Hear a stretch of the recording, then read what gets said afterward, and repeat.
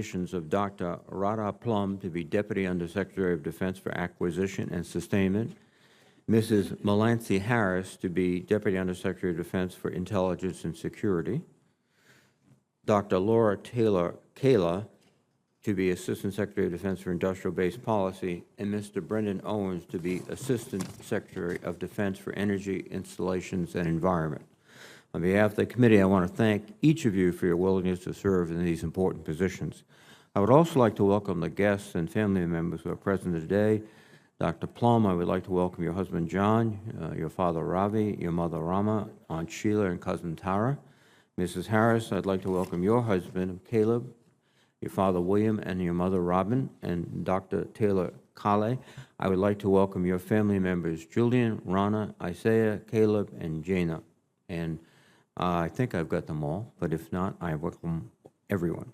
And Mr. Owens, I welcome your wife, Wendy, daughter Harper, son, Eamon, father, Francis, and mother, Kathleen. We're grateful to each of you for your support. Dr. Plum, you are nominated to be Deputy Undersecretary of Defense for Acquisition and Sustainment. You bring decades of technical expertise to this position, including your current role as Chief of Staff to the Deputy Secretary of Defense and previous experiences as Director of Research and Insights for Trust and Safety at Google and as a Senior Economist at the RAND Corporation. This position has a wide range of duties, including delivering timely, cost-effective capabilities for the armed forces, supervising all elements of defense acquisition and the defense industrial base, overseeing the modernization of our nuclear forces, and serving as a principal advisor to the Secretary on acquisition, sustainment, and core logistics. If confirmed, an urgent priority must be working to speed up the acquisition process. We need a way to provide our warfighters with the equipment they need while also ensuring acquisitions remain on time and on budget.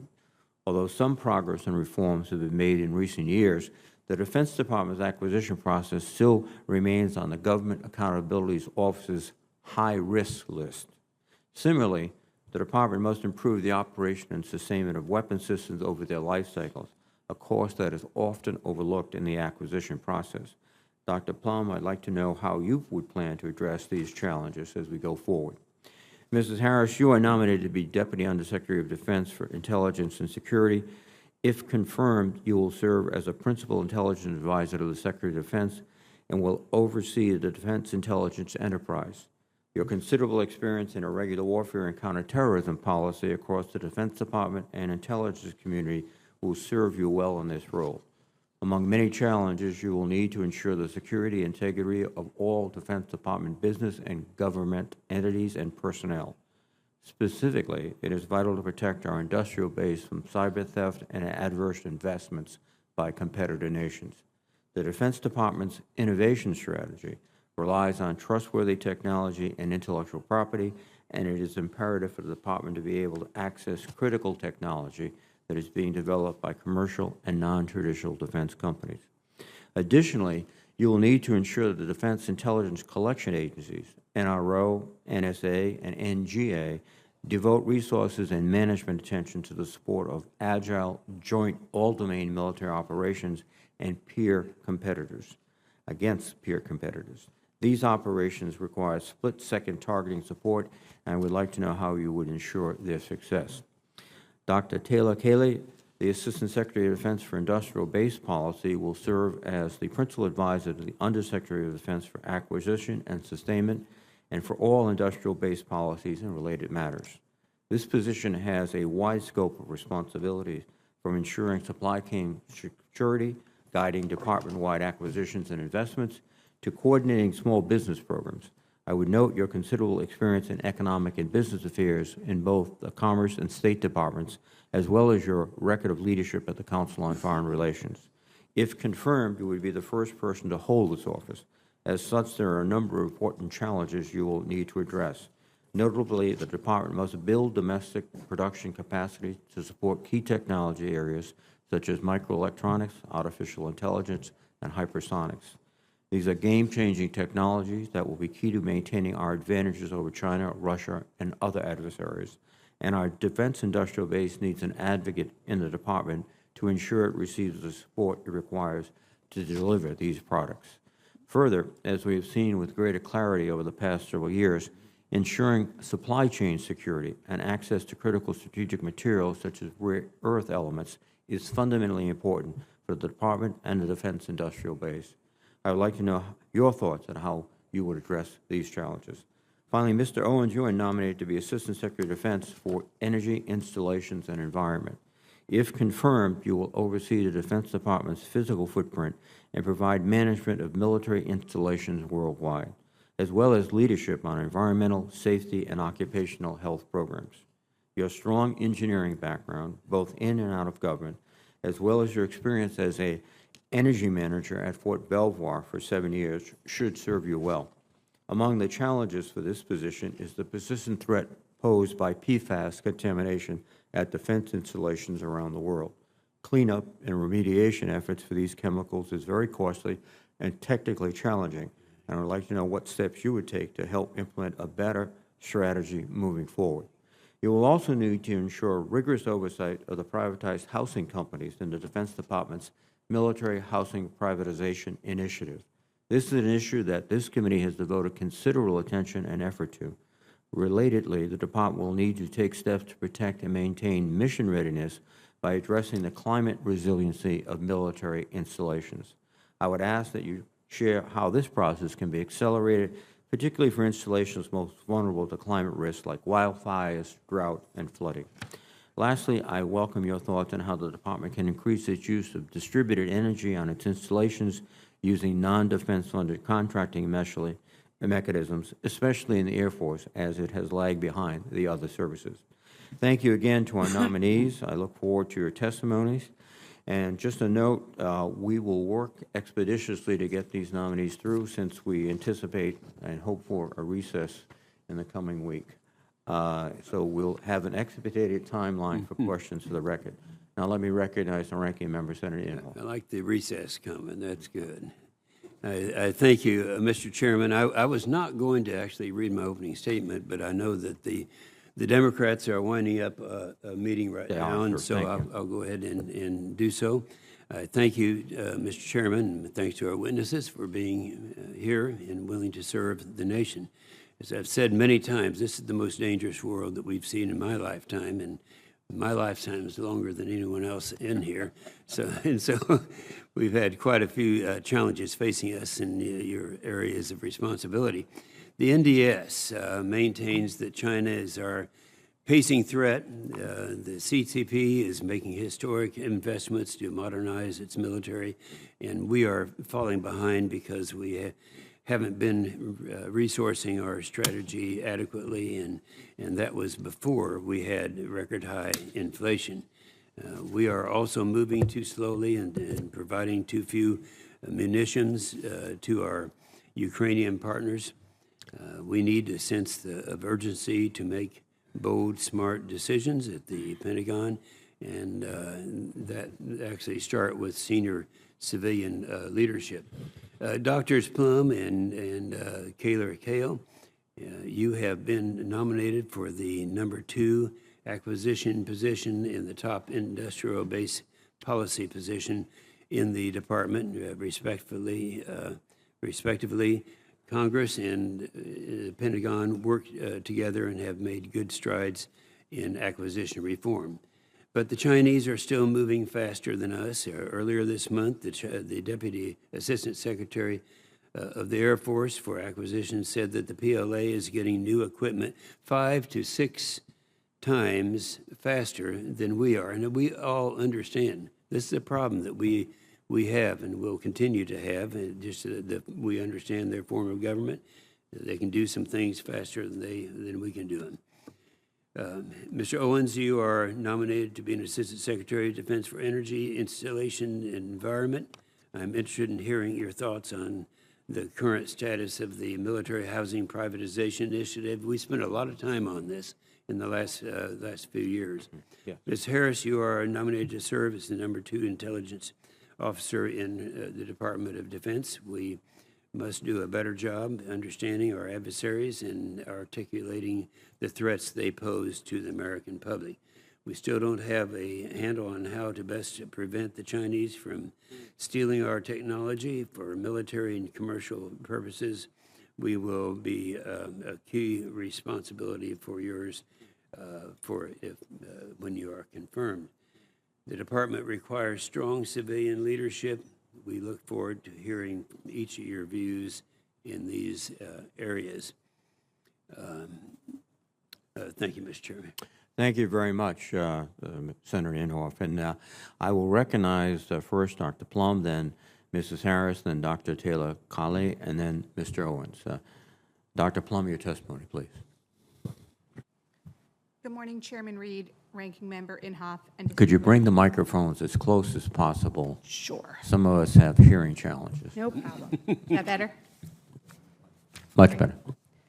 Good morning, Chairman Reed, Ranking Member Inhofe, and distinguished members of the committee. Thank you for your consideration of my nomination to serve as Deputy Undersecretary of Defense for Acquisition and Sustainment. I'm honored by the trust and confidence that President Biden and Secretary Austin have placed in their support for my nomination.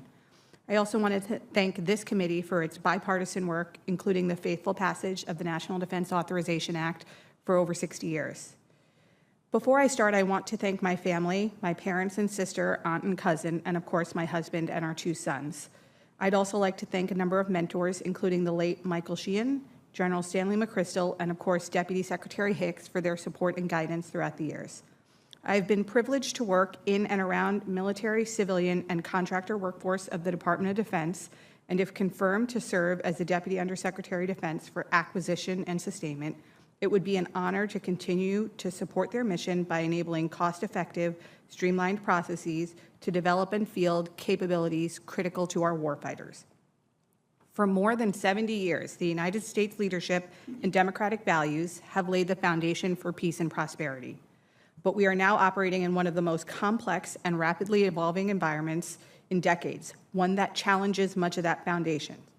It is clear that the pacing challenge of our time is China, who leverages its coercive authoritarian means to threaten U.S. interests and democratic values around the world.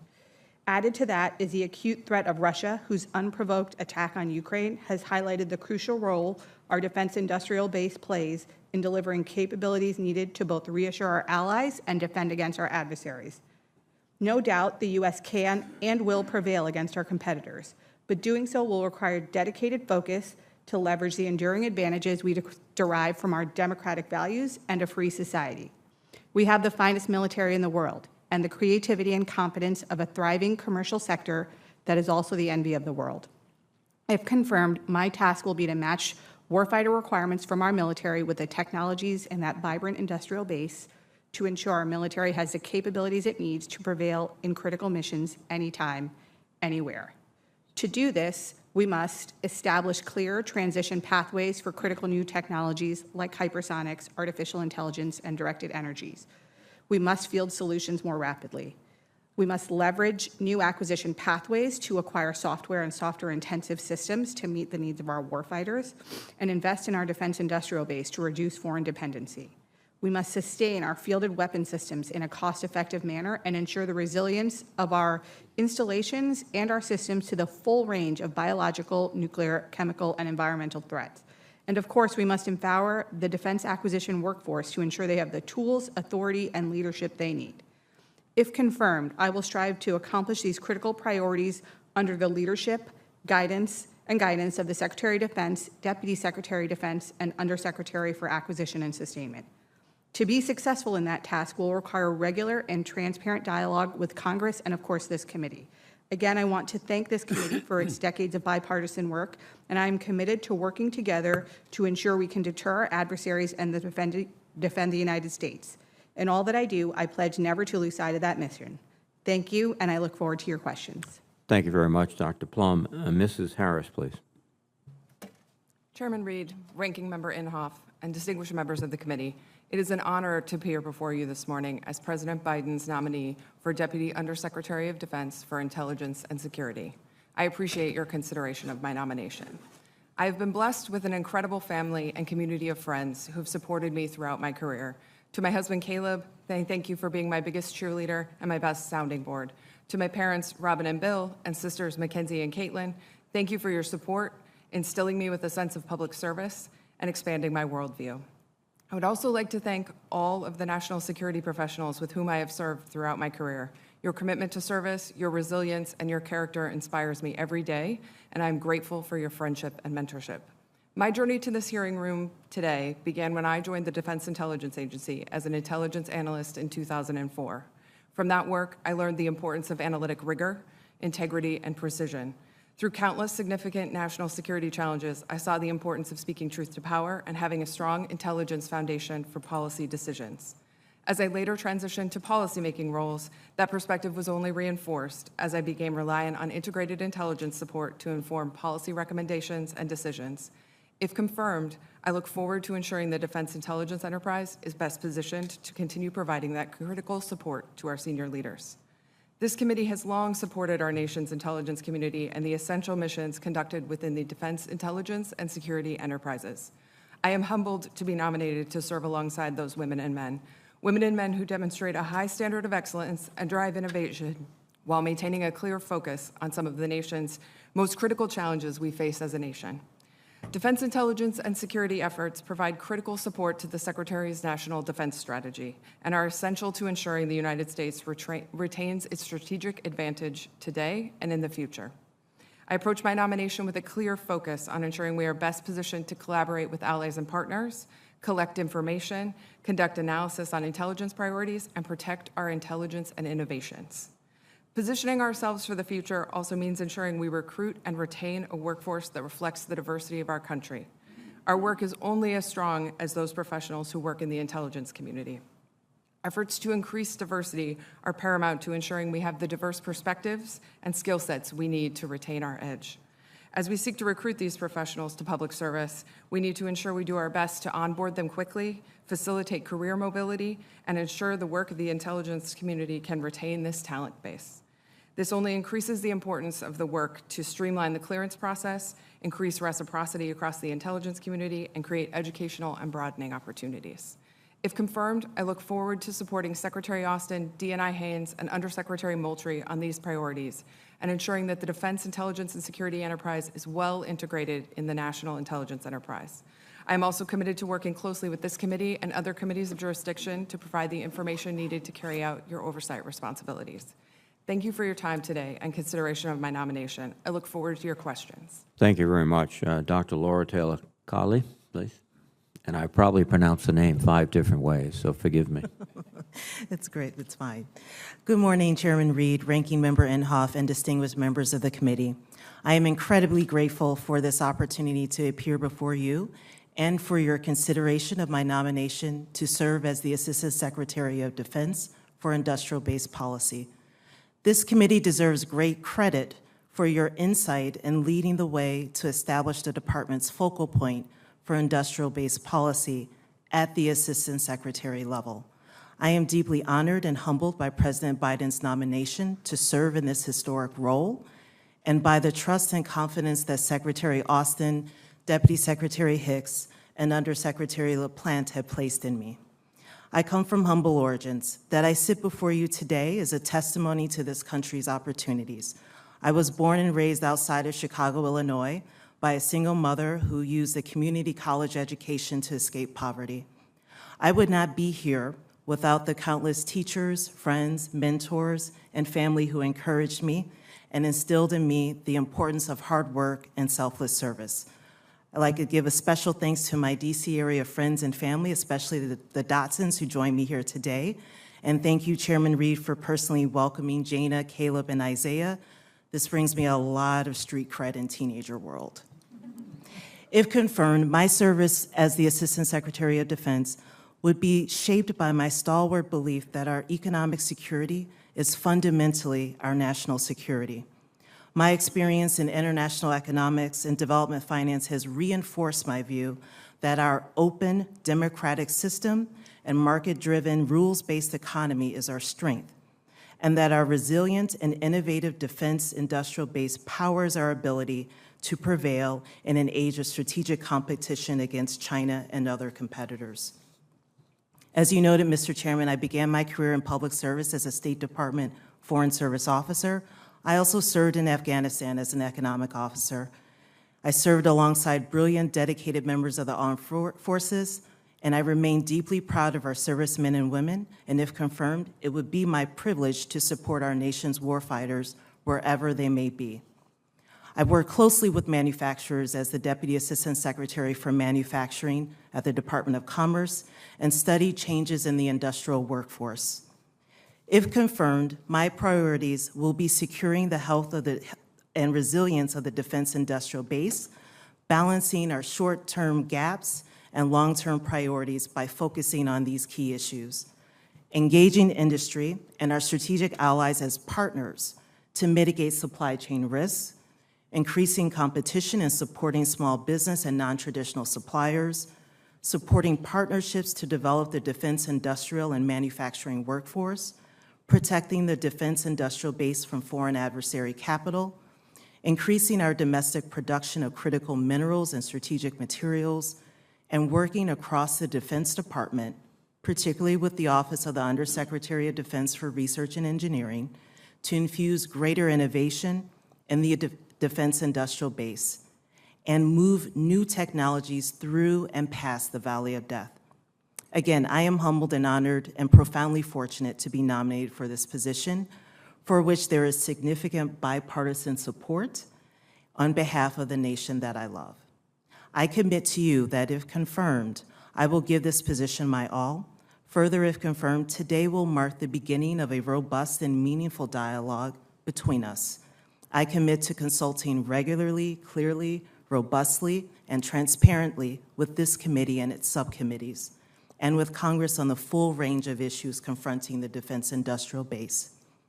Ultimately, I hope that our joint efforts will ensure the necessary resources for our warfighters and secure our nation's economic future. Thank you again, and I look forward to your questions. Thank you, Doctor. Mr. Owens, please. Thank you, Chairman Reed. Ranking Member Inhofe, distinguished members of the committee, thank you for taking the time today to consider my nomination to be Assistant Secretary of Defense for Energy, Installations, and Environment. Throughout this process, it's been clear to me how seriously this committee takes its responsibility to assess the qualifications of nominees for key positions within DoD. I thank you for your critical role in this process. The confidence President Biden, Secretary Austin, and Deputy Secretary Hicks have placed in me is deeply humbling. If confirmed, I will do everything I can to live up to the examples of service and principled leadership they have set throughout their distinguished careers.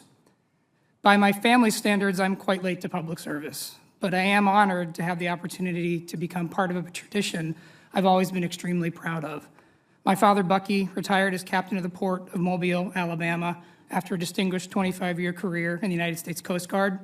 The example he and my mother, Kathy, set for my brothers and I during their service has had a deep and lasting effect on all of us. Ryan, Matt, and Terry are now setting the example my parents set for us with their own families.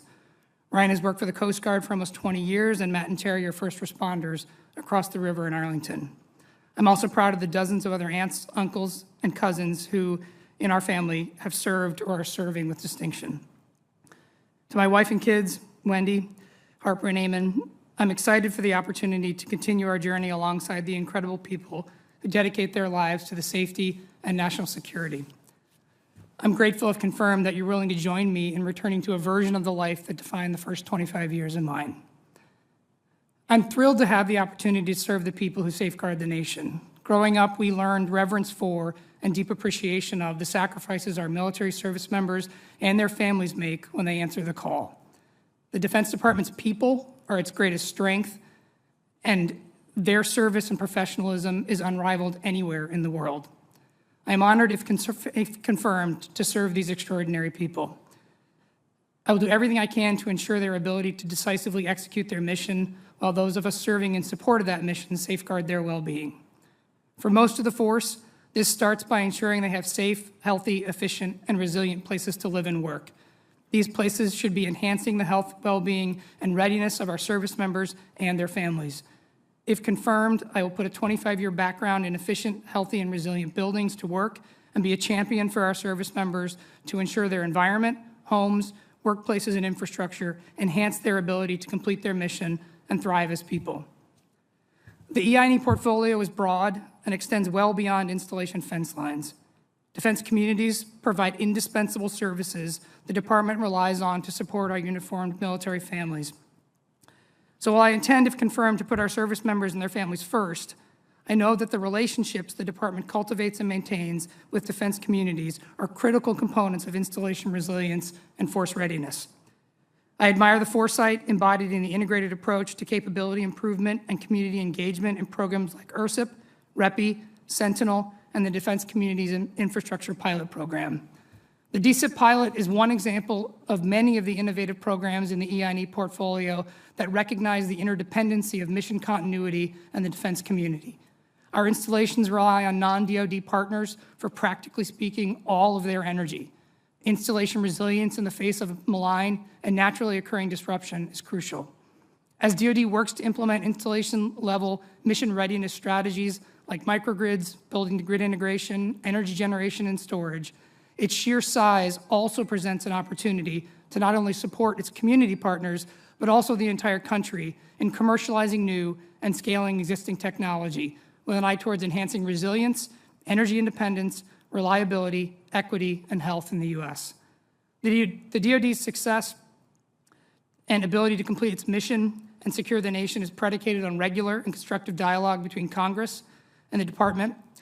I fully understand the importance of this partnership, and if confirmed, I will work with DoD leadership to ensure timely and substantive communication with you and your staffs.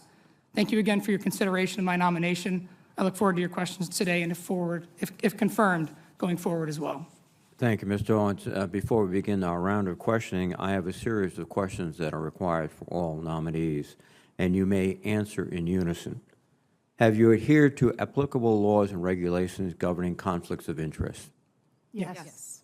Have you assumed any duties or taken any actions that would appear to presume the outcome of the confirmation process? No. No. Exercising our legislative and oversight responsibilities makes it important that this committee, its subcommittees, and other appropriate committees of Congress receive testimony, briefings, reports, records, and other information from the executive branch on a timely basis. Do you agree, if confirmed, to appear and testify before this committee when requested? Yes. Do you agree to provide records, documents, and electronic communications in a timely manner when requested by this committee, its subcommittees, or other appropriate committees of Congress, and to consult with the requester regarding the basis for any good faith delay or denial in providing such records? Yes. Will you ensure that your staff complies with deadlines established by this committee for the production of reports, records, and other information, including timely responding to hearing questions for the record? Yes. Will you cooperate in providing witnesses and briefers in response to congressional requests? Yes. Will those witnesses and briefers be protected from reprisal for their testimony or briefings? Yes. Yes. Thank you very much. Dr. Plum, a lot of focus is on acquiring more, quantity, but we also are struggling to maintain our readiness and the forces and the systems we use today. What opportunities exist to increase coordination and communication between the department's acquisition and sustainment communities to help ensure sustainment is adequately considered during the acquisition process? Chairman Reed, thank you. As you know, the sustainment costs for a number of our major programs account for the vast majority of the total costs over the life cycle of the programs. I'm aware that in the department we have been moving to develop a more data-driven approach to controlling those sustainment costs, including pulling together some of that data to control the cost drivers, as well as integrating that cost information on the front end during contract development and oversight of contract execution. If confirmed, my focus would be on making sure we can identify as early as possible key issues and drivers of sustainment, include that in early negotiations, as well as regularly maintain oversight of those cost drivers as capabilities are fielded, so we can control costs during the deployment and fielding of capabilities over their entire life cycle. Thank you very much. Mrs. Harris, one of the many, many duties you will have is modernizing the security clearance process, including intelligence support and oversight. How will you approach this modernization, and how can you take maximum advantage of commercially available digital data? Mr. Chairman, thank you for the question. As I'm aware, security clearance reform is a major priority for the department. The Defense Counterintelligence and Security Agency is focused on ensuring that we can clear people in a timely fashion and that we have a process that allows for us to do so in an efficient manner. If confirmed, I commit that I will work to ensure that we are using the maximum technology solutions available to ensure we can do that quickly, and that we continue to work to streamline the processes and shorten the timelines to maximize our cleared personnel. Thank you very much. Mr. Owens, EPA last month released new drinking water advisory levels for 4 PFAS chemicals, which will have an impact on the Department of Defense. In addition, the RNDAAs over the last few years have required reporting on PFAS conditions. If confirmed, will you ensure that alternative water is provided when these chemicals are detected in drinking water supplies?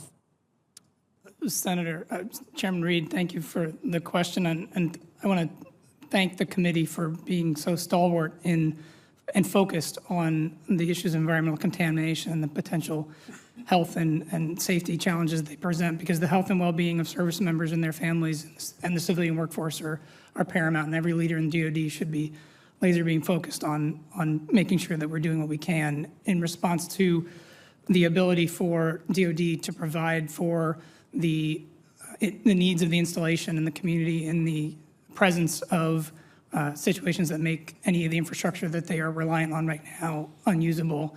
I commit to being able to focus on ensuring that they have what they need.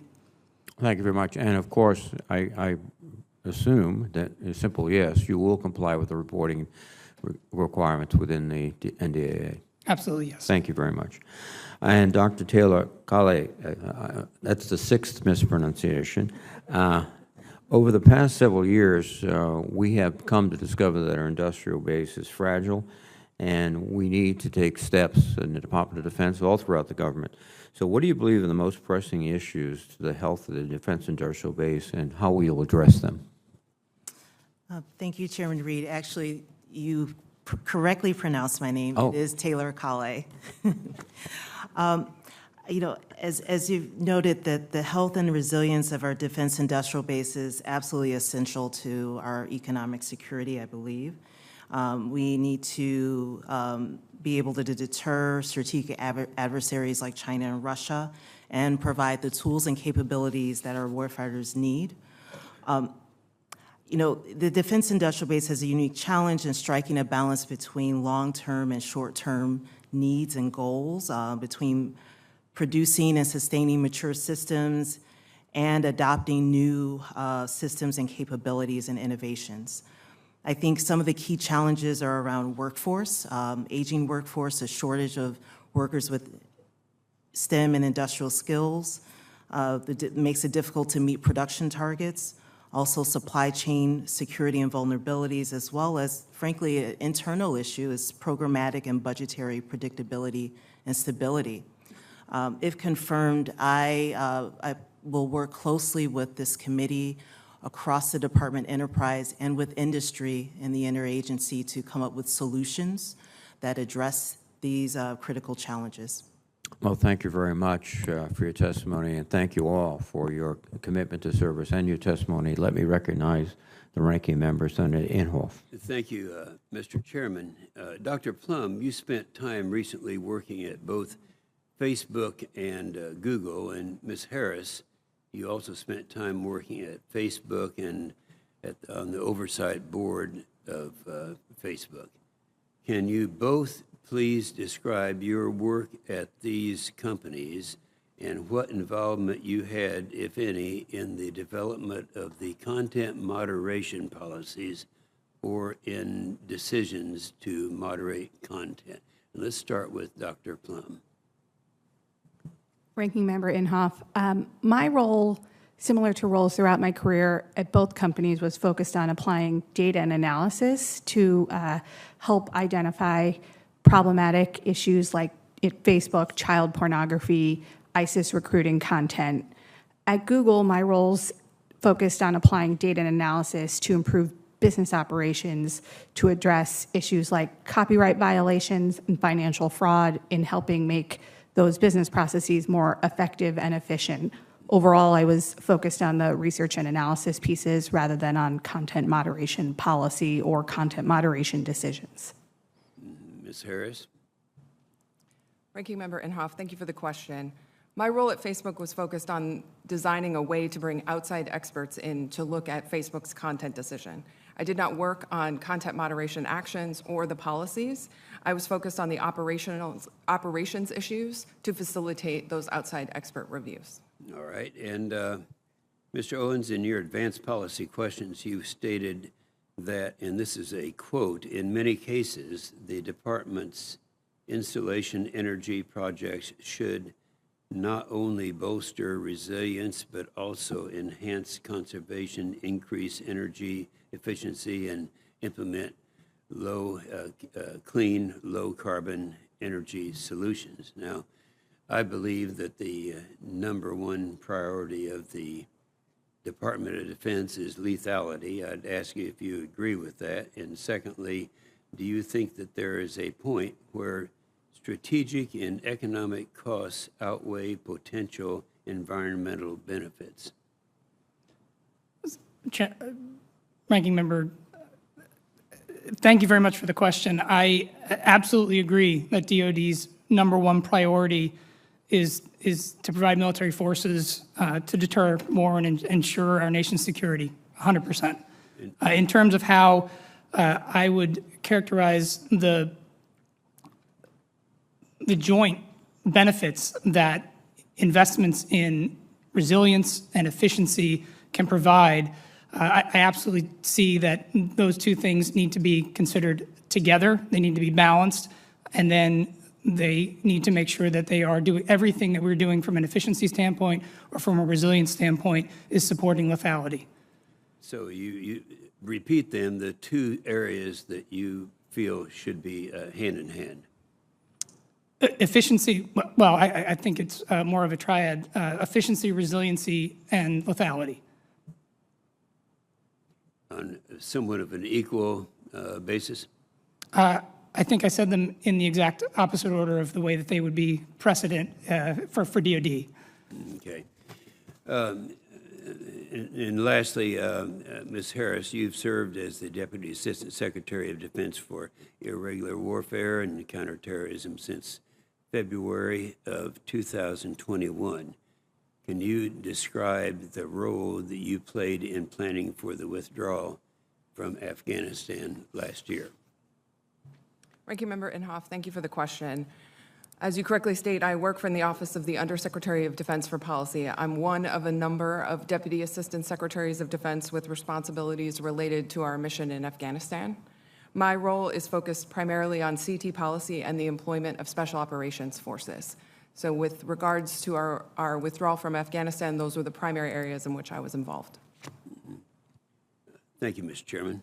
Thank you, Senator Inhofe. And let me recognize Senator Shaheen. I'd also point out that my colleagues are arriving now because of the special Democratic caucus that began at 9 and just concluded. Senator Shaheen, please.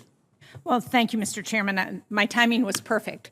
And congratulations to each of our nominees. Thank you for your willingness to serve our country. I want to begin both with Dr. Plum and Mr. Owens on the issue of PFAS, because as I know you're aware, that's a contaminant that is affecting a number of our military installations across the country. We have seen it in the former Pease Air Force Base in Portsmouth, New Hampshire, where because of the firefighting foam, we have groundwater that has been contaminated. And I will tell you that the Air Force has been very cooperative and helpful with the community, but it remains a challenge. And your respective offices play a critical role in overseeing and implementing energy and environmental policies that will address PFAS contamination. So I guess my question is for both of you, if the fiscal year 2022 National Defense Act included funding to address PFAS contamination, and it required the department to adhere to a testing schedule, required DOD to develop a PFAS remediation schedule to clean up military installations, and the schedule is due to Congress on September 23rd. If confirmed, will each of you commit to ensuring on-time delivery of that report to Congress?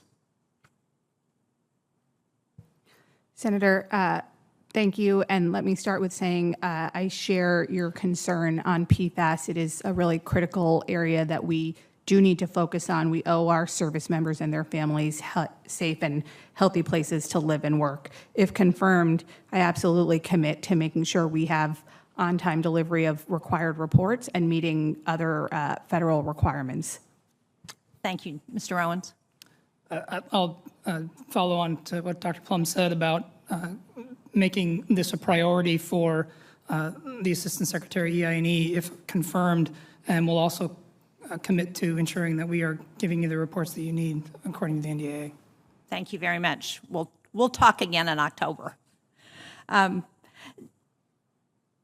of the other concerns that I have is that when Congress has sought to provide higher levels of funding for PFAS testing and remediation beyond what has been appropriated in the past, DOD has claimed that it was not executable, and I think that's just unacceptable. If Congress is going to provide funding, you need to work with us to ensure that that funding is going to be used in the way that Congress intends. So again, if confirmed, will you ensure that the appropriate plans are developed to ensure that DOD can make use of any additional funding provided by Congress for PFAS-related activities, and that you will not turn away that critical funding? Senator, if confirmed, I commit to working with the committee and with our colleagues in Comptroller to develop the necessary products to figure out how to spend the money and do the right remediation. Thank you. Mr. Owens?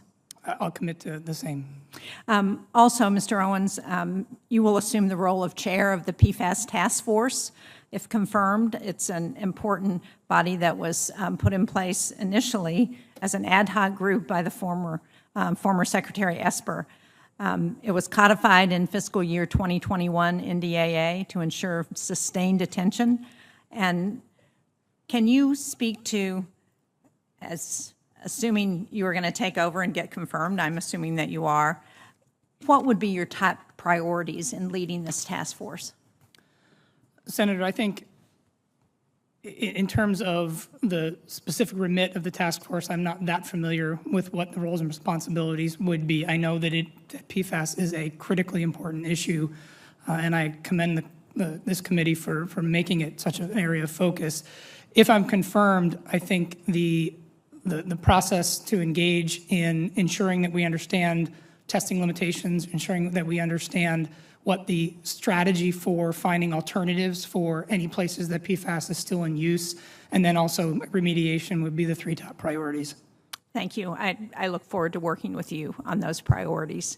Dr. Plum, one of the things that has worked very successfully in terms of dealing with our energy use have been third-party financing vehicles, so energy-saving performance contracts, SPICs. Can you talk about what your views are relative to SPICs and their importance in helping our military achieve the energy savings that we're all looking for? Senator, I think ensuring we have energy savings and more generally energy resilient and energy efficient installations is a critical priority for our department, both to be faithful stewards of taxpayer dollars and frankly to have the resilience our installations need. So creative solutions like these third-party partnerships can be really helpful in helping us achieve those goals. If confirmed, I would want to work to understand these deals, these approaches, and other approaches to make sure we're identifying the right solutions for the right installations to get those cost savings and resilience. Well, thanks very much. I appreciate that. And I think the Army should be commended for its efforts to revamp the way it deals with performance contracting. I know the Navy is also looking at this issue. I understand the Air Force has been more reluctant, so I hope they will take this as a shot across the bow. This is something they need to look at. Thank you very much, Mr. Chairman. Thank you, Senator Shaheen. Senator Tuberville, please. Thank you, Mr. Chairman. Congratulations to all of you. And it's great to see your family members back here in the back. They're all smiling, those that we can see. You know, while our military boasts the best equipment in the world, asked any service member what they think about DoD websites and office systems and they'll tell you they're slow, old, frustrating. Our military members spend hundreds of hours logging onto an ancient system. The Navy still uses a program called NavFit 98A to process evaluations. Now, 98 ought to give you a good idea when that was originated. Several of you have worked for the most cutting-edge tech leaders in the world. And as you take your new leadership roles, I'd like each of you to refuse to approve any new websites in your areas of responsibility that are not built to be compatible with the 3 most popular internet browsers and top 2 operating systems. I'd hope you'd do that. You know, this is, we're long past, the Stone Age. Ms. Harris, in September 2018, the Department of Defense released its cyber strategy. The strategy charges DoD to defend forward, shape the day-to-day competition, and prepare for war in the cyber domain. DoD is now in the process of updating its cyber strategy. If confirmed, what actions will you take to mitigate any gaps between defense intelligence and the goals of the current and emerging cyber strategy? Senator, thank you for the question. I agree, cybersecurity and cyber threats are a critical concern for the department today. Cyber is an issue that bridges a number of stakeholders within the department, and so if confirmed, I will commit that I will ensure that the intelligence and security apparatus is best supporting those efforts, both on assessing cyber threats in the intelligence community, but also in ensuring that we are taking the proper cybersecurity practices. Thank you. Dr. Plum, thank you for meeting with me last week. Every Secretary of Defense since Rumsfeld has sought to refine and streamline how the DoD handles procurement. The DoD has a no-fail mission, but success continues to be held up by the red tape and contract protest. In your opinion, what are the most important factors to monitor to understand the health of the defense acquisition systems? Senator, you rightly note our defense acquisition system is not as fast as we need it to deliver our warfighter capabilities. It's my understanding that a combination of factors, including, as you note, protests, timelines, contract timelines, notice timelines, as well as factors during the negotiation process, can slow that delivery. If confirmed, I commit to work within the authorities we have and work with this committee to identify ways to shorten that timeline, streamline the process, also identify efficiencies, and leverage different pathways for our different technologies to speed that up. Thank you. Mr. Owens, I hate we didn't get to meet yesterday. Had a lot to talk about. Hopefully we can do that in the future. Just a question about, have you been briefed on the Project Pele? Senator, not directly, but I am aware of what it is. Yeah. Obviously we're looking for reforming, our power to our troops. Pele is a moving reactor that you can move into the field. I'd love for you to look into that once you get in. It's an amazing program that I think we're going to need in the very future.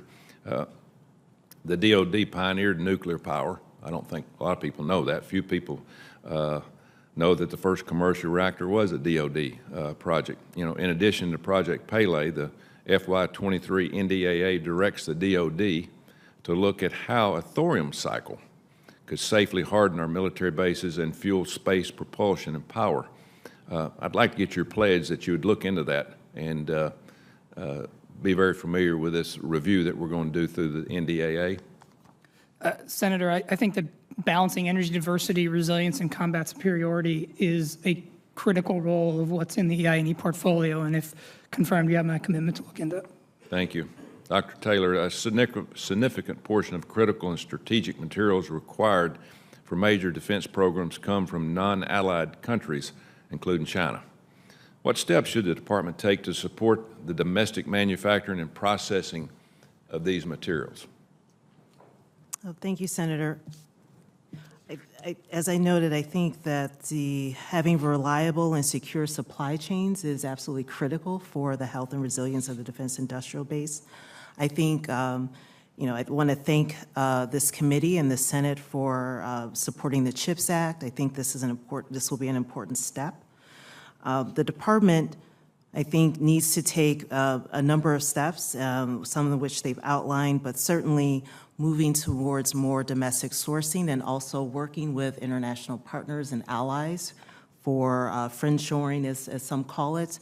So I would, if confirmed, be very focused on working with stakeholders in the interagency to facilitate domestic sourcing, and also working with some of our international allies to facilitate areas where we can work together.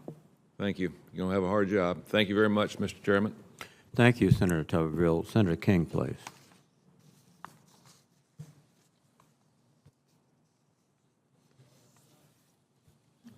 I don't think that's going to work. I'll try this.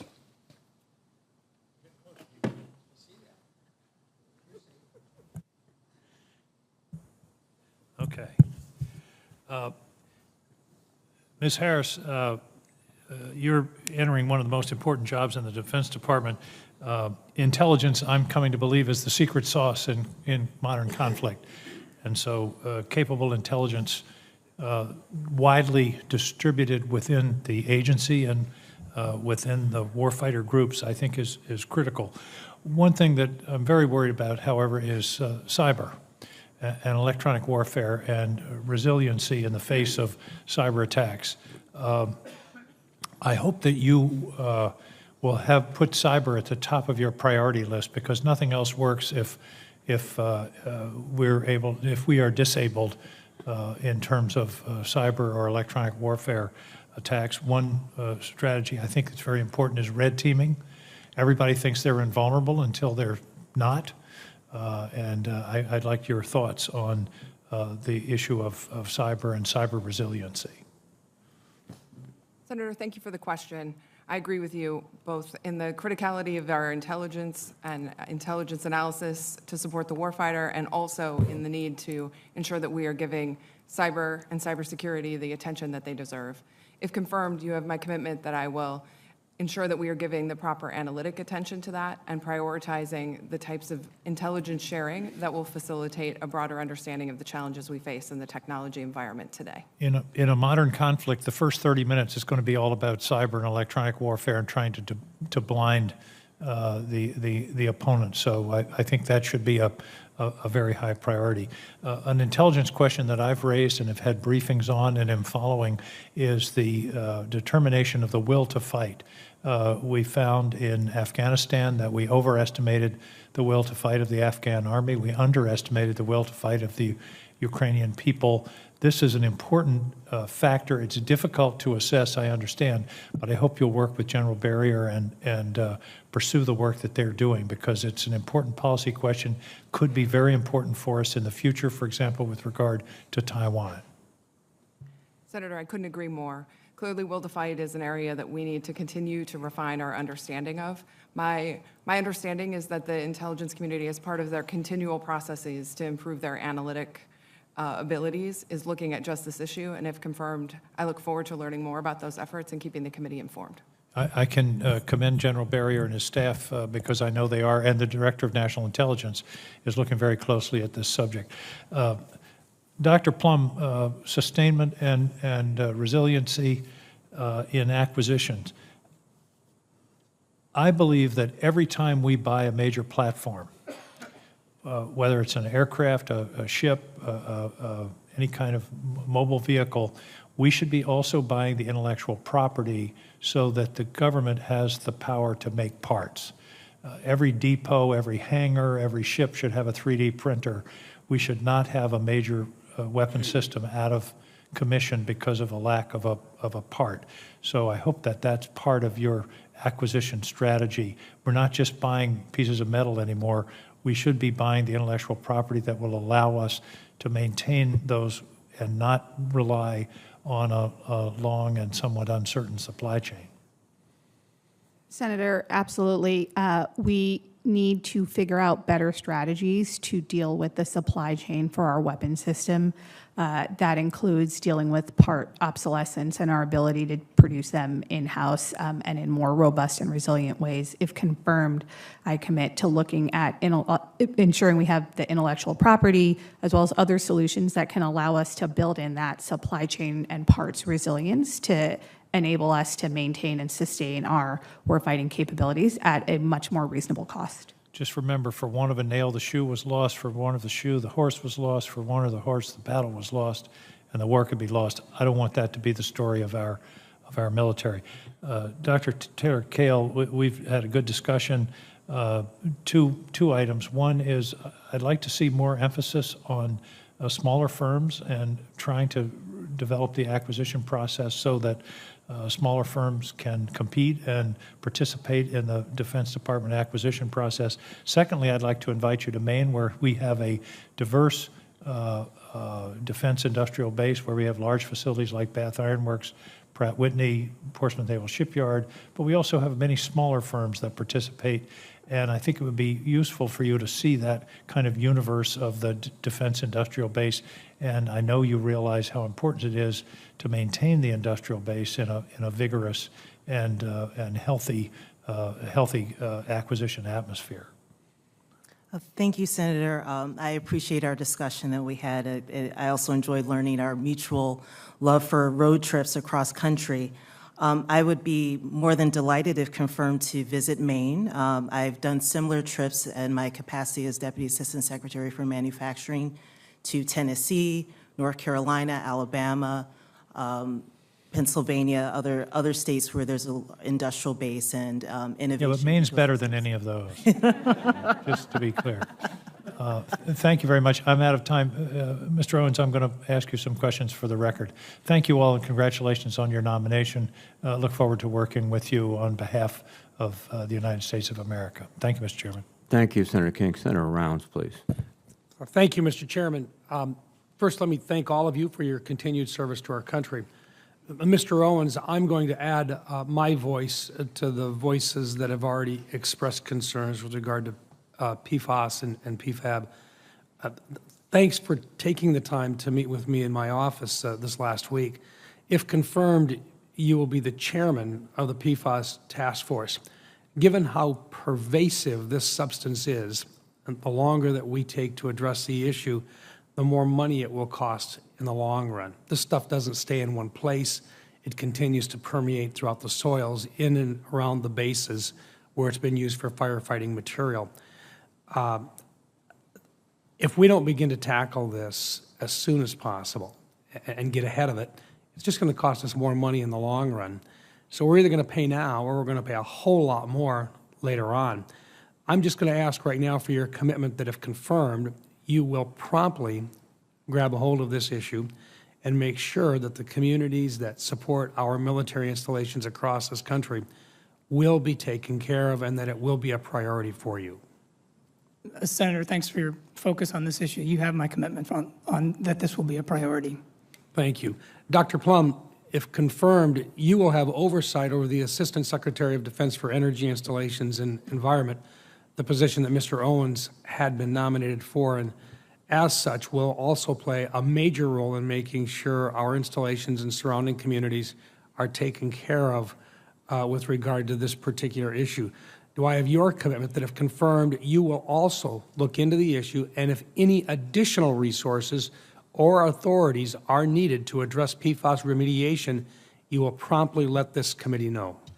Senator, you have my commitment to look into it, to proactively identify where we can make more progress and to work directly with this committee. Thank you. Dr. Taylor Cayley, did I say that right? Taylor Kale. Kale. Close. Thank you. I'm going to work at it. I've expressed my confusion in the past and my frustration as well of why with DOD plans and when DOD plans and prepares for a one-year or a one-war scenario, and in most cases a short one war scenario at a time, basically on one front. Many leading defense experts believe that if engaged in a shooting war with a peer or a near-peer competitor, we would run out of many of our best weapon systems and munitions in 1 to 2 weeks. R&D for the future is needed, but we also need procurement now. Otherwise, we're going to have some very serious problems in the FY26 and 27 timeframe. Recognizing right now and learning from what we've seen in Ukraine and the challenges of moving munitions that are used day to day around right now and the shortages that immediately begin to become apparent. I simply don't believe that the defense industrial base, the mobilization of that, or the type that we've seen in the past, is possible and in the current operational environment. And it would appear to me that we're going to have to refocus on how quickly we can come up to speed and begin to produce munitions that we've sometimes just taken for granted in the past. Would you agree with me that we've got to do something in order to expedite the acquisition of munitions in a more timely fashion? Senator, I absolutely share your concern about our supply chain vulnerabilities. I think the war in Ukraine and following COVID-19 really laid bare some of these vulnerabilities and these critical challenges that we've known for a while, but certainly more acute now.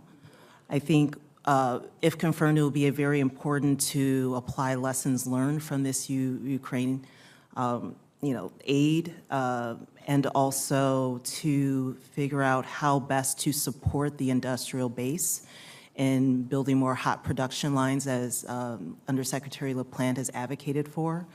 I think some of the key issues that I outlined earlier, like workforce issues, challenges with programmatic and budgetary stability, will be key pieces to look out for and to focus on. If confirmed, I commit to you that I will work closely with industry, work with this committee and your staffs, as well as across the department enterprise to really address these issues. Thank you. Thank you, Mr. Chairman. My time has expired. Thank you very much, Senator Rounds. Let me recognize Senator Hirono, please. Thank you, Mr. Chairman. Congratulations to all of you on your nominations, and thank you for your service. I asked the following two initial questions of all nominees on any of the committees on which I sit, so I'd like to ask each of you, and the response will start with Ms. Harris, and we'll just go right down the line. Since you became a legal adult, have you ever made unwanted requests for sexual favors or committed any verbal or physical harassment or assault of a sexual nature? No. No. No. No. Have you ever faced discipline or entered into a settlement related to this kind of conduct? No. No. No. No. Thank you. Mr. Owens, my home state of Hawaii is still reeling from the catastrophic fuel leak at the Red Hill bulk fuel storage facility. I don't know if do you have a familiarity with this facility? Have you ever visited the facility? I've never visited, but I've seen pictures, and it's gigantic. It's massive. It is in the order of, in terms of an engineering feat, in the order of Hoover Dam. And yeah, it is massive. But you've been asked some questions relating to PFAS, and there are various contamination issues that the military has to deal with. But the situation at Red Hill is quite immediate. It led to the widespread water contamination, forcing thousands of Navy personnel and their families to leave their homes for months until their safe return could be assured. And due to the leak and the ongoing concerns about the facility's safety, DoD has announced its intent to entirely defuel and permanently close Red Hill by the end of 2024. You can imagine what kind of enterprise this is going to be to defuel hundreds of millions of gallons of fuel. So U.S. Navy has proposed a defueling plan, which the Hawaii Department of Health recently rejected in whole, since the department plans lacks the requisite detail and specificity necessary for the DOH to fully evaluate how the department will execute safe and expeditious defueling. If you are confirmed, oversight of facilities across the country, including Red Hill, will be under your purview. This year's NDAA currently authorizes $1 billion for the Red Hill Recovery Fund, and Congress is expecting to receive a detailed breakdown of how this money will be spent from the department. Delay in providing this justification risks compromising the safe and timely closure of the facility and could further disrupt the community's confidence in DOD in the state. So when all of this happened, of course, the Navy's handling of the spill and all of that left a lot to be desired, and so the community has a lot of questions, and I would like you to assure me that defueling and closure is completed in a safe and expeditious manner, and that you will be take personal responsibility along with all the people who are going to be involved in this. But in your position, can I look to you to make sure that the defueling happens safely and in an expeditious manner? Senator, I absolutely commit to doing everything within the purview of the ASTE to ensure that the resources that are necessary to safely defuel Red Hill in alignment with the Secretary's plan are executed. Yes, and our appropriation committees is awaiting a much more detailed defueling plan, so I hope that's something that, should you be confirmed, that this is another thing that you will pay attention to. Again, for you, Mr. Owens, DOD currently has more than 174,000 non-tactical vehicles across the service branches, making it the second largest share of the federal vehicle fleet after the U.S. Postal Service. Earlier this year, I introduced the Military Vehicle Fleet Electrification Act with Senator Warren, King, and others, and included language in the fiscal year 2023 NDAA that would require DOD to transition to fully electric or zero-emission non-tactical vehicles by the end of 2030. Mr. Owens, do you agree that transitioning to electric non-tactical vehicles will help combat climate change while helping to ensure our military has the advantage of a modern fleet of vehicles that reduce the military's dependence on oil? Senator, I think that the combination of several investments that are being made on installations, including electric vehicles, but particularly microgrids, and the ability for microgrids to provide a backbone for more energy diversity and resilience is an excellent reason to proceed as you have outlined. I take it that that is a yes today. It's a yes. It's a big yes. Thank you very much. I think we need to move ahead on this kind of transitioning because the DOD is the biggest user of fossil fuels of all of the agencies. Thank you, Mr. Chairman. Thank you, Senator Rona. Senator Tillis, please. Thank you, Mr. Chairman, and congratulations to all of you on your nominations. I actually want to start by thanking Senator Warren for the work that she and I have done over the past several years for military housing. I would say it steps in the right direction, but it seems to me it's a continuing journey that we've got to get right. We do have a measure in the NDA that takes another step in the right direction, but Mr. Owens, we've got a lot more work to do. In North Carolina, I've made it a focus and have done town halls down there, and it seems to have improved, but I think system-wide we have challenges, and we have challenges in North Carolina. So I'm curious your thoughts, what your priorities would be. How can we really regain the trust of military families, personnel that are living in military housing?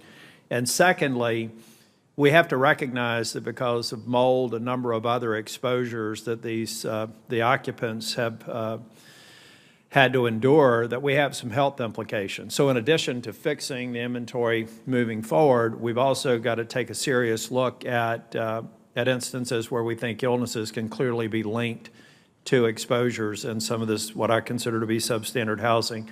How are you going to tackle that? Thank you for the question, and I really want to, again, commend this committee for taking such a strong interest in ensuring that military family housing is up to the dignity of the people that are living in it. Housing is a readiness issue. Housing is something that we owe to our service members for the sacrifices that they make. In terms of how to prioritize, I think this committee has done an excellent job in providing direction to and resources for increasing the amount of oversight that's been happening, and I would look to continue to do that. look to ensure that the Tenant Bill of Rights that has been established is something that can be universally accessed and driven to ensure that our tenants have the ability, our military families have the ability to get answers to questions that they may have. And then in terms of the health implications, if there are any, I'll commit to working with senior leaders in DoD to ensure that we are providing the resources and that are necessary to address any situations that do arise. Thank you for that. Dr. Plum, anytime I see somebody going before this committee that's have anything to do with acquisition, I always have to bring one of my favorite props. A nearly 600-page request for proposal for the next generation handgun. It started in the Air Force, it ended up in the Army. It took a half a generation to decide what the next generation handgun would be. This is not a complex platform.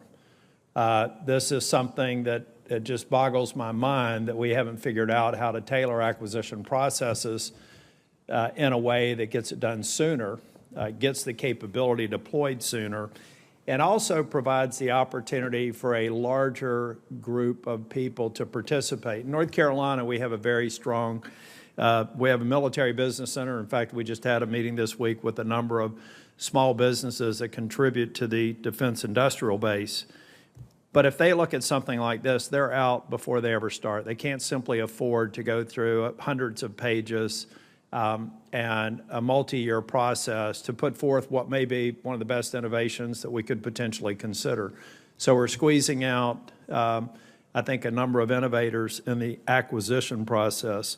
So what can we do, number one, just generally to increase and to bolster our industrial base by engaging more small businesses? And secondly, how can we make progress on acquisition processes that don't result in 600-page next-generation handgun RFPs? Senator, that is an excellent example that really highlights how we absolutely need to be faster and better at bringing technology to the warfighter. Now, we do have some approaches that we need to leverage more. We have the adaptive acquisition framework that gives us a couple other tiers, middle tier acquisition authorities, software acquisition authorities. This committee has really been very supportive in helping us have some innovative authorities and approaches. We need to use them more. Thank you. And I hope to work with you. I spent a fair amount of time in supply chain and acquisition in the private sector, and after you're confirmed, would like to talk specific initiatives. Ms. Kiley, Doctor, did I pronounce that right? I just have a quick question in closing. We just recently passed the CHIPS bill, and the CHIPS bill clearly recognizes that we have an insufficient indigenous semiconductor manufacturing capability in this country. If we see how the sanctions on Russia, particularly with respect to importing chips, has disrupted their military supply chains, do you consider that a wise investment with respect to our own military industrial base? Thank you, Senator. I think that it's going to be very important to focus on microelectronics and in the short term as well as in the long term. I think that the CHIPS Act will bring us closer to more readiness and sort of resilience in our defense industrial base. I share your concern that having shortages in this area will lead to insecurity later on, as well as in the immediate future. I think if confirmed, I will work closely with industry as well as with the interagency, particularly the lead agencies focused on microelectronics, to make sure that we can ensure the needs of our defense industrial base. Thank you. Again, congratulations on your nominations. Thank you, Senator Tillis. Senator Warren, please. Thank you, Mr. Chairman, and congratulations to all of you. I want to thank Senator Tillis. I so appreciate his partnership in our work on military housing, and he's asked my questions. So I think Mr. Owens knows that Senator Tillis and I and this entire committee is going to stay on this issue. It is powerfully important to our military and to our national defense, and also it's about what's right. So I'm going to try to be efficient and ask about some other issues. And what I'd like to focus on is conflicts of interest and ethics at the Pentagon. This year, the Pentagon's budget is going to exceed $800 billion. About half that spending is going to go to for-profit defense contractors to build weapons, to perform maintenance, and to provide consulting services. Contract and program decisions should be based on what's in the best interests of national security, period. But the revolving door between the Pentagon and private defense contractors sometimes spins so fast it just looks like a blur. Senior Pentagon officials leaving work for Lockheed or Boeing, top lobbyists or executives from these companies coming into government to hand out contracts to their former employers. Real or perceived conflicts of interest undermine the public's confidence and can also lead to program delays or even cancellation. So, Dr. Plum, you have been nominated to a top role in the part of the Pentagon that focuses on acquisition. Can you say a word about your views about why it is important that government officials making decisions about which defense contractors get taxpayer dollars must be free from conflicts of interest? Senator, thank you, and thank you for your leadership on this issue. As you note, it is just so important at the department that our number one job is to deliver capabilities to the warfighter, and those capabilities need to be selected to get the best capabilities, and that means that conflict of interest, apparent or actual, can undermine, as you note, that trust, but also make it harder for key new ideas to break through and get into that process. We have a number of efforts underway, ethics agreements in this administration, improved oversight of our standards of conduct. If confirmed, I pledge to continue those, but also more to fulsomely work with you and this committee to make sure we're getting this balance right, getting the conflicts out. Well, that's a really good point about how conflicts of interest can actually keep us from finding the best products, from innovating in the ways we need to innovate. A very strong point. So let's talk about the things we can do in order to reduce the conflicts of interest. Through the years, I have proposed a number of changes to strengthen our ethics laws. Now, some of my colleagues think that strong ethics requirements will stop people from wanting to go into government. There have been at least 10 government-funded studies now on this exact issue, how to improve the recruitment and retention of the federal workforce. And not a single one of them has concluded that ethics laws are the barrier. When we talked last week, you said that we need to consider both needing to attract and retain people who want to solve big problems and preventing the appearance of self-dealing. Dr. Plum, do you agree that we could strengthen ethics standards at the Pentagon without hurting our ability to attract top talent in public service? Senator, I do agree. I think we need to think about how we structure and make precise our ethics requirements and our oversight so that we can attract top talent, let them work on hard problems, let them solve hard problems for this country while making sure we avoid conflicts of interest. And there's absolutely space to make progress there, and I, if confirmed, would really welcome an opportunity to work on that with you. Well, I think you've already answered then the question I was going to ask, and that is, will you commit to working with me to ensure that government officials working on acquisition programs and policies are free of conflicts of interest? Senator, I would welcome an opportunity to work with you on that. Thank you. That is terrific. Thank you very much. This is a problem across administrations and across government agencies, but it is particularly acute at DOD given the size of the Pentagon's budget. A lot of money is at stake here. Our last 3 secretaries of defense came to DOD straight from the board or from being a lobbyist for the Pentagon's top 5 contractors. We've got to do a lot more to end the cozy relationship between the Pentagon and the defense industry. Thank you. Thank you, Mr. Chairman. Thank you, Senator Warren. Senator Blackburn, please. Thank you, Mr. Chairman. And to each of you, congratulations on your nominations. As you can tell, we're a very busy committee here, and this will not be the last time you all hear from us. And we look forward to working with you to make certain that our men and women in uniform have what they need to carry out their mission. And you've heard about ethics, you've heard about what we need for our housing for the military, about acquisitions. I know that Senator Inhofe even talked a little bit about Facebook and big tech and some of those applications. I'm going to turn now to a topic you're going to hear me talk about a lot, and it is about maintenance and deferred maintenance.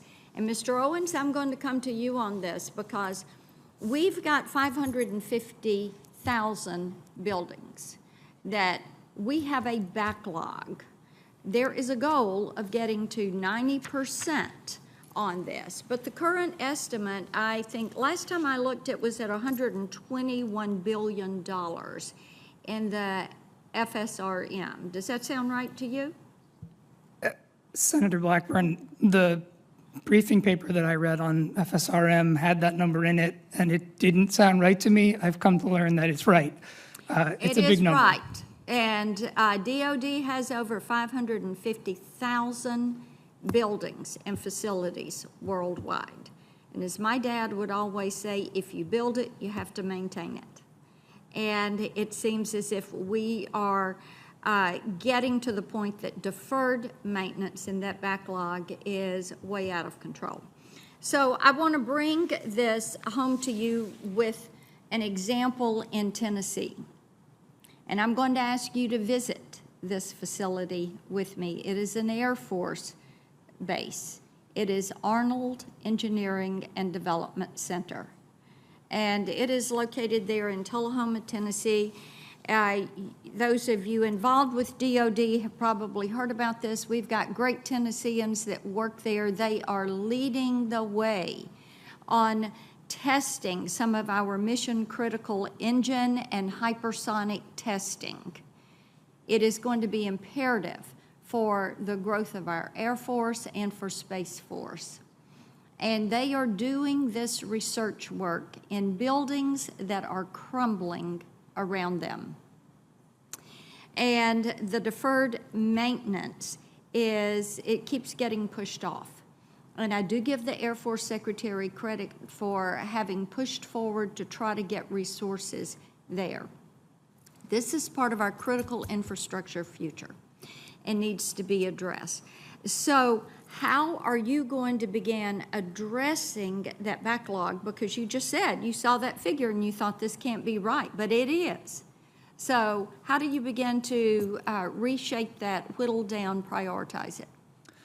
Senator, I want to thank you for bringing this issue to the forefront and being so stalwart in your focus on it.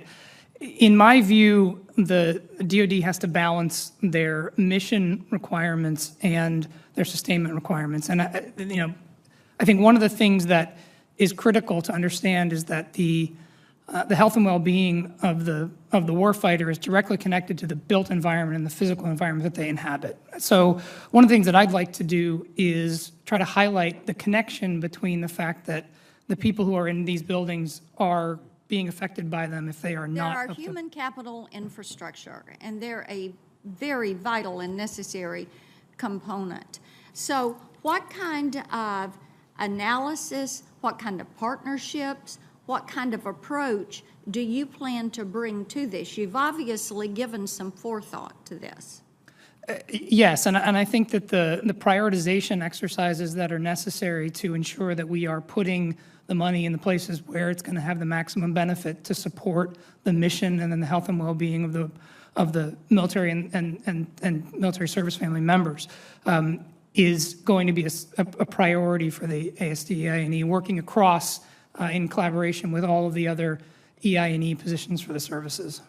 Okay. I also want to ask you about climate change, because that DOD is saying this is they've identified climate change as a critical national security issue, a threat multiplier, a top management challenge, but we've never seen data that would support that. So how do you, I'm running out of time and we're over. Let's do this. Why don't you submit that answer for the record? And then Dr. Plum, I've got a question I will submit to you. Ms. Harris, I do have a question specific to you that I will submit. Thank you all very much. Thank you, Senator Blackburn. Senator Peters, please. Thank you, Mr. Chairman, and each of the nominees, thank you for your willingness to serve, and congratulations on your nomination. Mr. Owens, my first question is for you. If you're confirmed, your office will clearly have significant role in leading the Department of Defense's PFAS cleanup efforts, and I know you've spoken about that to some of my colleagues and questions that they've addressed to you already. This is unfortunately a subject that Michiganders know all too well. We have communities all across our state, from Oscoda, which is the former home to Wurtsmith Air Force Base, to the K.I. Sawyer Air Force Base in Marquette, that have been grappling with PFAS contamination literally for decades. These folks are sick and tired of what they have seen as a slow response. And basically some disrespect from the Department of Defense. So when it comes to dealing with what is a significant issue. So my question for you, sir, is if confirmed, will you ensure that the Department of Defense commits to pursuing remediation in these two sites in particular in Michigan, and give it the type of attention that the folks there deserve and have been waiting far too long to get? Senator, the health and well-being of our service members and the defense communities that support them is critical. If confirmed, I will commit to ensuring that we are addressing and budgeting for the appropriate resources that are necessary to do the remediation. Well, if confirmed, I intend to invite you to come up to Michigan to see these sites firsthand and to talk to these individuals, and I'd hope you'd consider accepting that invitation if confirmed. Yes, Senator. Dr. Taylor Colley, an analysis conducted by friend Stefan Gaddy, a senior fellow at the International Institute for Strategic Studies, concluded that at the current rate the Ukrainian military is firing HIMARS rockets, they will exhaust in less than 2 months the 9,000 missiles that the United States currently produces annually. Simply put, I think it's clear the U.S. Defense Industrial Base needs to consider what was required to fully equip war in a modernized industrial war like we're seeing between Ukraine and Russia.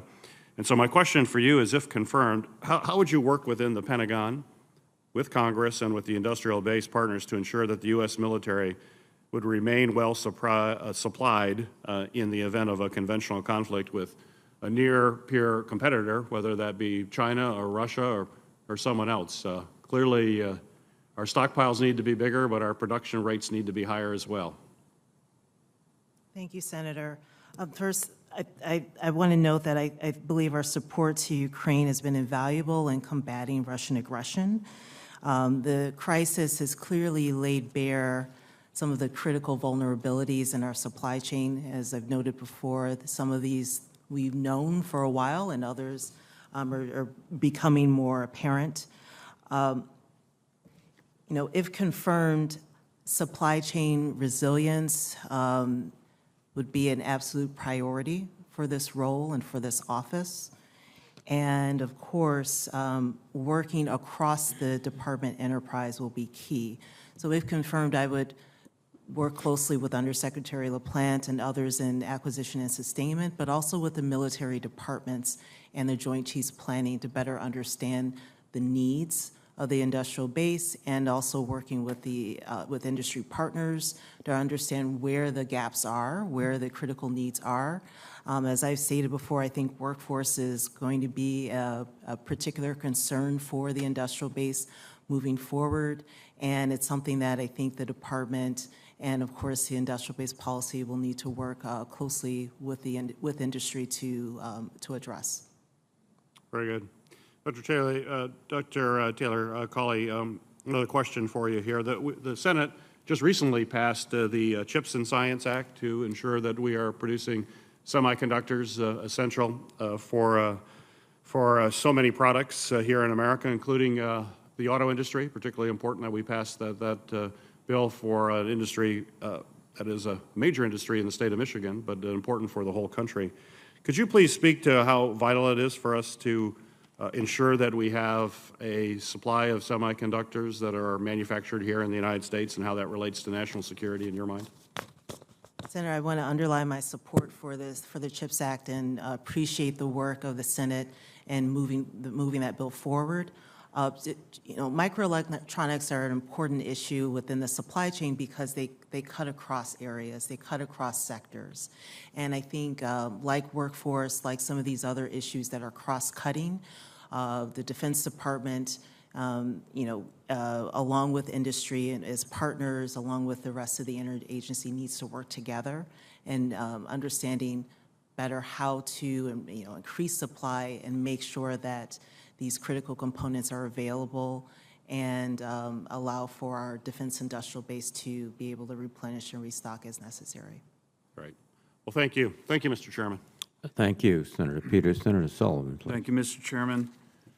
I want to thank our nominees today. Congratulations.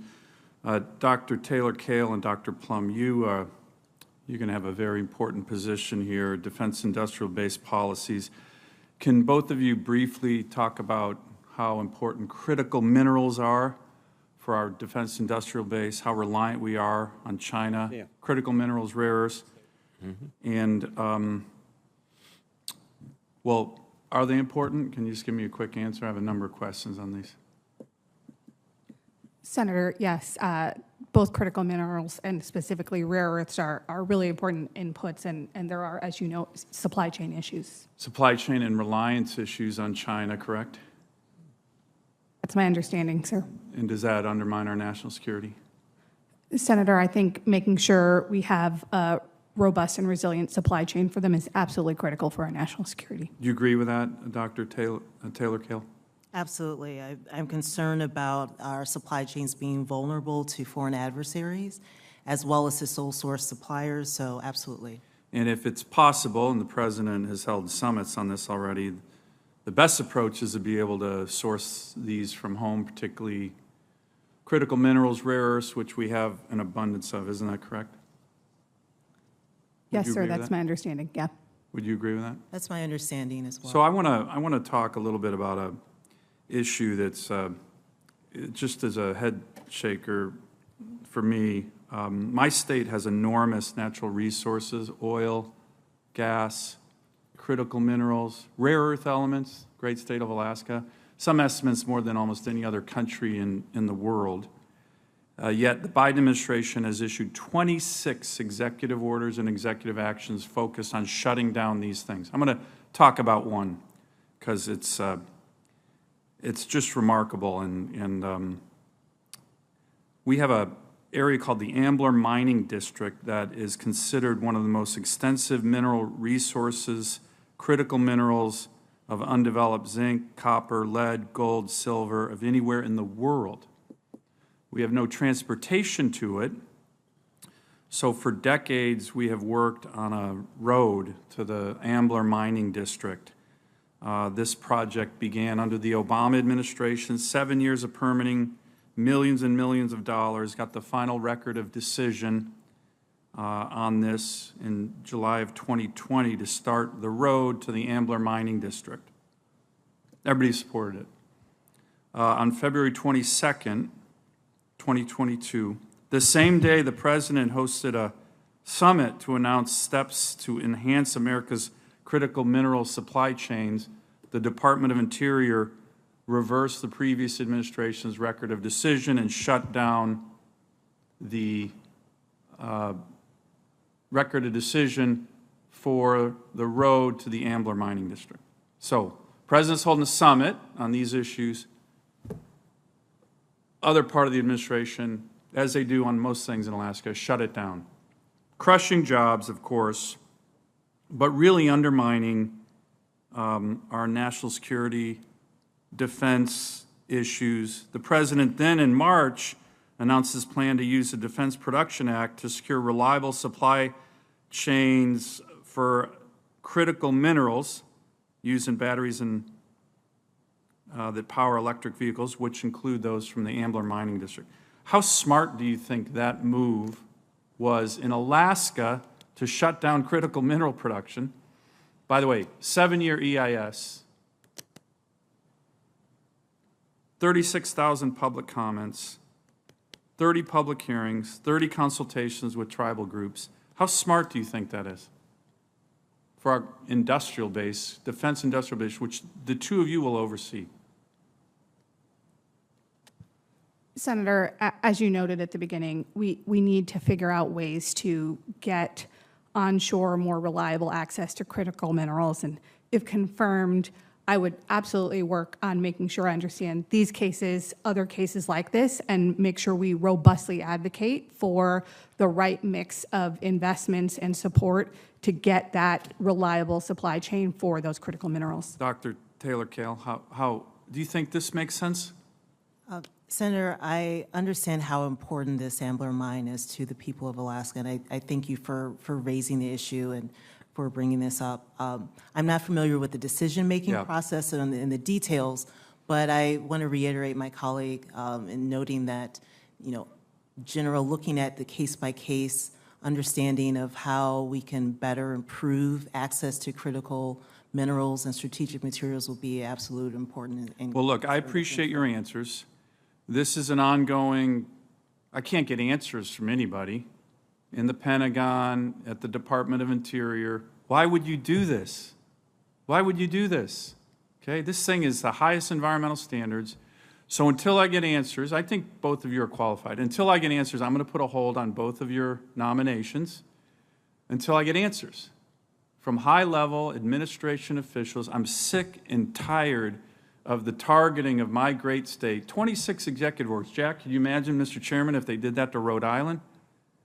And it's hurting not just my state, my workers, it's hurting the national security of America. So until I get answers on Ambler at high levels, unfortunately, I'm not going to help move your nominations forward, even though I think you're qualified, you have important positions. But this is important. Same day the president holds a summit on critical minerals, they shut down one of the biggest critical mineral supplies in America, maybe in the world, because of their relentless war on the state of Alaska. So I need answers, and then your nominations can move. I have more questions for the record that I will submit. Thank you, Mr. Chairman. Thank you, Senator Sullivan. Senator Hawley, please. Thank you, Mr. Chairman. Congratulations to the nominees. Thank you for being here. Mr. Owens, if I could just start with you, if confirmed, you would oversee the military private housing initiative. That is something that is of great interest to us in the state of Missouri, particularly as it concerns Fort Leonard Wood, where you may know, hopefully know, that we have many aging homes and facilities that are in need of replacement. My question is this: if you are confirmed, would I have your commitment to prioritize those aging facilities at Fort Leonard Wood so we can make sure that our service members there and their families get the quality housing that they deserve? Senator Hawley, I think you've hit exactly what I would say is a critical area in terms of health and well-being of service members and their families. And if confirmed, I'll work with the Army and make sure that we are providing the resources that are necessary to recapitalize those houses. Very good. Thank you for that. Dr. Taylor-Kale, if I could come to you, I've made it a priority over the last few years that I've been in the Senate to try and end DOD's use of Chinese printed circuit boards in our critical defense systems. And we've made some progress on this over pretty significant industry opposition, I might note. But there's a lot more that remains to be done to end DOD's reliance on Chinese suppliers. And so my question is, if you're confirmed, what steps would you advocate in taking to reduce DOD's reliance on Chinese suppliers and strengthen our own industrial base? Thank you, Senator. I think you've raised the key issue that's facing the defense industrial base and the strategic threat of China. I agree with the administration, with Secretary Austin, that China is the pacing threat. Taiwan is the pacing scenario. I don't believe that we can afford to sit back on this. If confirmed, I will work closely with this committee, with industry, and across the department enterprise to address these issues and to see how we can come up with solutions to reduce our dependence on China. Very good. Let me just ask you a little bit broader question. Give me your sense of how consolidation in the defense industrial base has affected the department's ability to promote competition and secure the kind of capabilities that we need in a manner that is timely and also cost-effective? And Senator, from my understanding, consolidation has, over years, has edged out a lot of small businesses. I'm concerned about this. I think small businesses are important for the defense industrial base. They bring in innovation, they bring in new ideas and creativity. I think we need that in the defense industrial base now more so than ever. I think that really also understanding how consolidation is part of a process of just economic principles is really also a big part of the concern as well. I think as in government, we need to be attentive to the challenges that industry faces in the capital markets. So if confirmed, I will work closely across the Department of Enterprise and also with the interagency, with the appropriate agencies that oversee and look at mergers and acquisitions in particular, to better understand how consolidation is helping or hurting actually the defense industrial base. Very good. Dr. Plum, speaking of consolidation, you're being nominated for an acquisition and sustainment position. Are you concerned that the military won't be able to obtain its objectives in this area if it has to contract with monopolists on a regular basis?